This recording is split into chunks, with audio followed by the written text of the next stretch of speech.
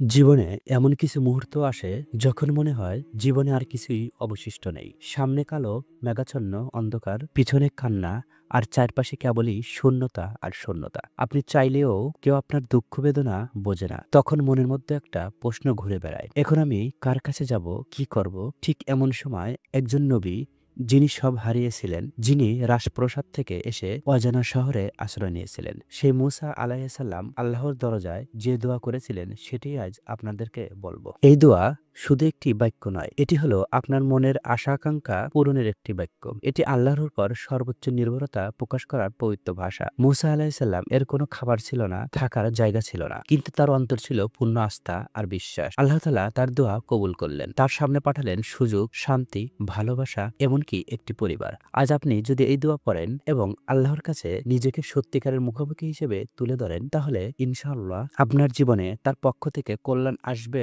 ঠিক সেভাবেই যেভাবে মুসা আলাইহিসসালাম এর জীবনে এসেছিল। মুসা আলাইহিসসালাম এই দোয়াটি পড়তেন, রাব্বি ইন্নি লিমা আনজালতা ইলাইহা মিন খাইরিল ফাকির।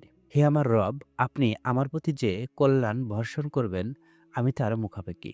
দোয়া পড়া শেষ হওয়ার পর শুধু একবার আপনার হৃদয়ের গভীর থেকে বলুন, হে আল্লাহ, আমি যা কিছু চাইছি শুধু আপনার রহমতের মুখাপেক্ষী। এই একটিমাত্র দোয়া আপনার জীবনের দুঃখ দুর্দশা দূর করতে পারে এবং আপনার দুঃখকে শান্তিতে রূপান্তর করে দিতে পারে ইনশাআল্লাহ। আর আপনি যদি ইসলামকে ভালোবেসে থাকেন, তাহলে ইসলাম প্রচারের স্বার্থে আমাদের চ্যানেলটিকে সাবস্ক্রাইব করে অল নোটিফিকেশন অন করে রাখুন। জাযাকাল্লাহ খাইরান।